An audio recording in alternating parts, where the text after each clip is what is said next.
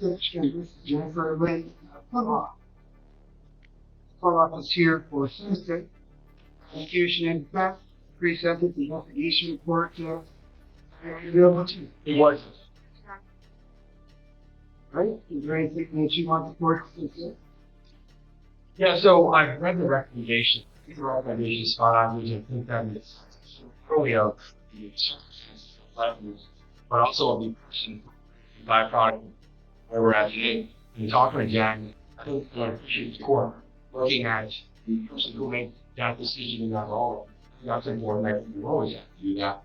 But I also think it's important to consider for this guy.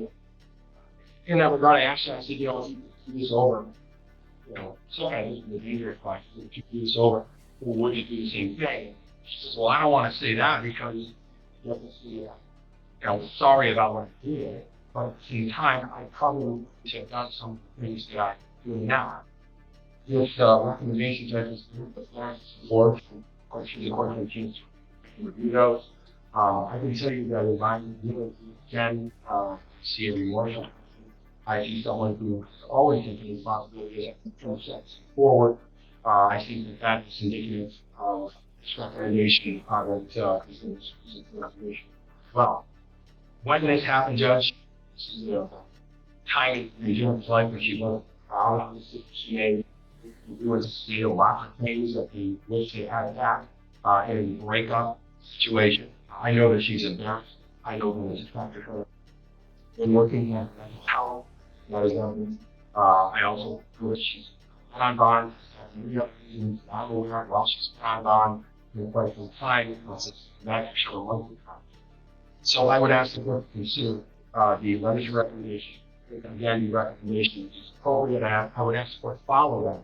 And part of it too, Judge, is that there's a rather lengthy term of probation, which the court is going to impose, and that is yet another opportunity for Jen to not just tell you who she is, but prove who she's been from, that she is a person that at least in this case, she appears to be on paper. So I would ask the court to follow recommendations. Unless you want to say anything on behalf? Well, I would like to start by apologizing to Melissa for the hurt and destruction that I caused in this body.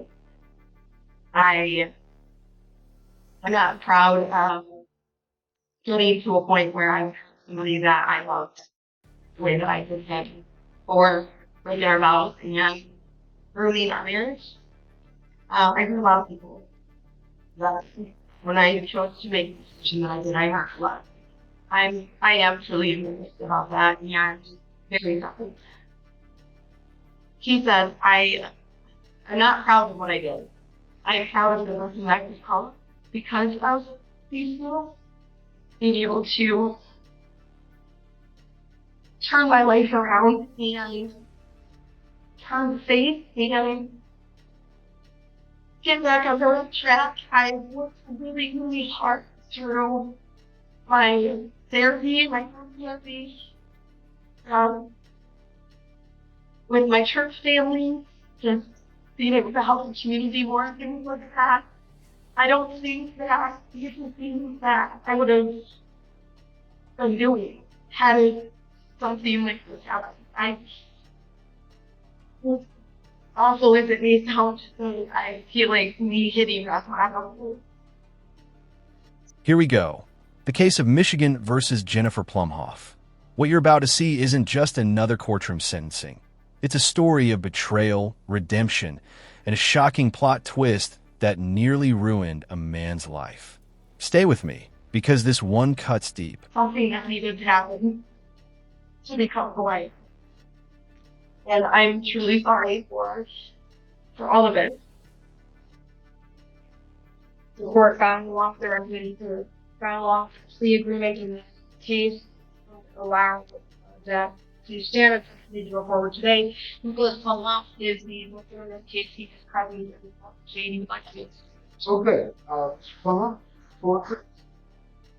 So it's been a long time. I've been trying to think of what I wanted to say when we finally got to it.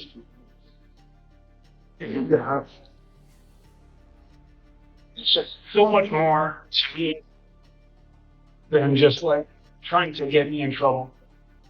For the last 5 years, I have worked so hard to get out of things that I was doing that put me in prison. And for, going back and spending weeks looking at all the messages on my back and forth, and how malicious it was.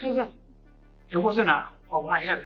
Notice how the defense paints Jennifer as a changed woman, remorseful, reflective, and faith-driven. But here's the catch. In courtroom dynamics, remorse isn't just about words. Judges often look for consistency, community work, therapy, clean record, all signs that this change is real, not just strategic.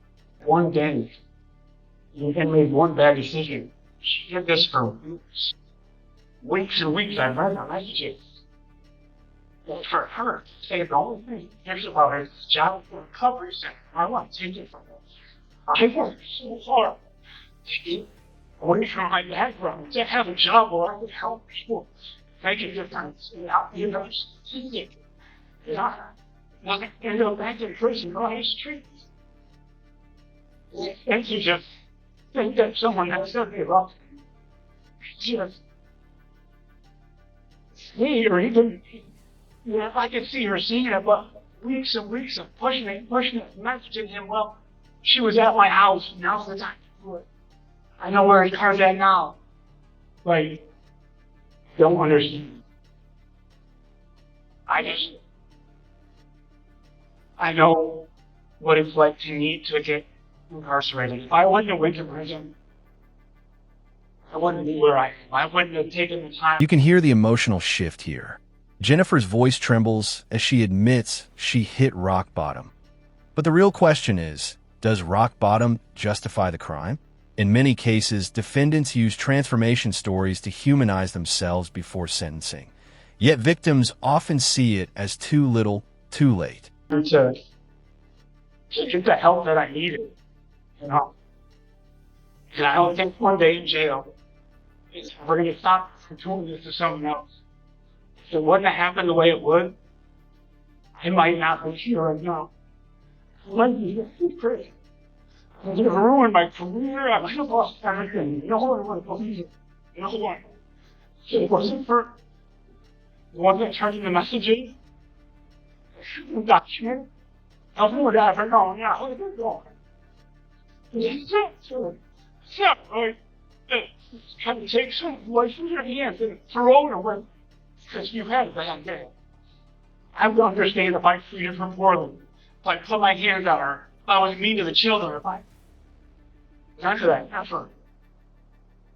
To have someone just want to hurt me like that. I just can't. I can't imagine being that broken of a soul to want to hurt someone that bad. And just, the first part, I don't hate her. I just want her to get out. For her, for the kids, for whoever she comes in contact in the future. Because the person that she is not where she needs to be.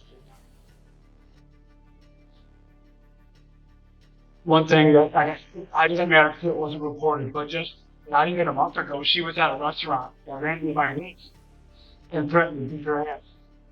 In the middle of the restaurant, with the children there, went in front of everybody. So whatever gains and progress that she's made, she's not where she needs to be. And I hope that you guys can help her need. Well, a couple questions, please. How did you meet these folks? We met through my little sister. They were acquaintances. Okay. I only have a little bit of issues for it. How do you know how Plumhoff get in contact with the person who was incarcerated? When you said you don't know? The way it was explained to me is when me and her got together, she was in a relationship with that person. And when me and her made it official or whatever, she broke it off with him because he's in prison. What is he going to do? You know, all she has to do is not answer the phone. So that was her boyfriend, I guess, up until I had got with her. Anything else you want to say? I mean, want to thank the court for what I'm going to do.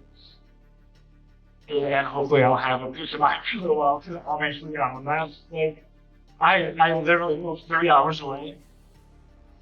Do not have to worry about running into her at the store or anywhere, you know what I mean? Because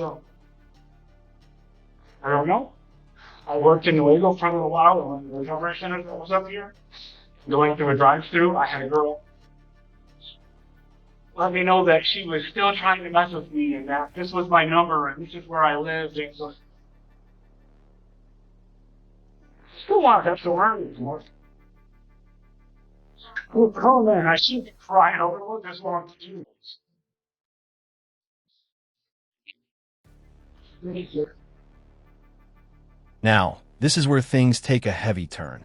The victim, Nicholas, isn't just giving a statement. He's about to reveal the chilling side of this story.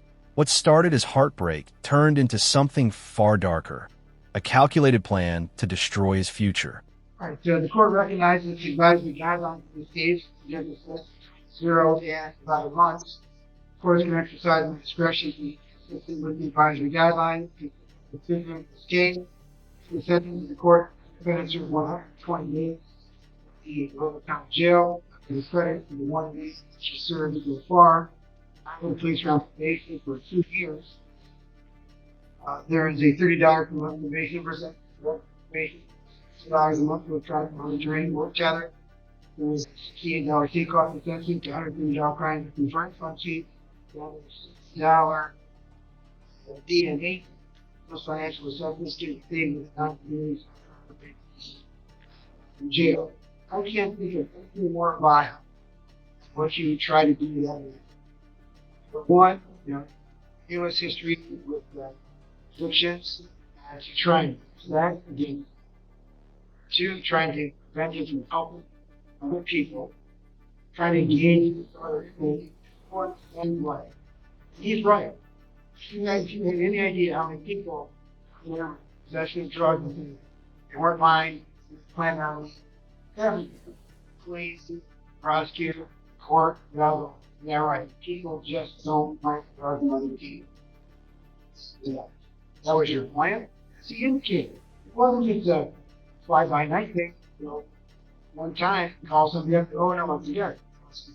Time doesn't get it. You actually need to look at designers. They have to done. I just can't. Words don't express how vile those acts are. You try to separate the acts from the person, but you don't want to do those. Luckily, this person that you were corresponding with in jail had integrity. Did the right thing, transaction.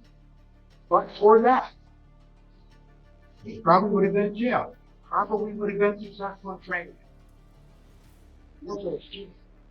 I don't care how much.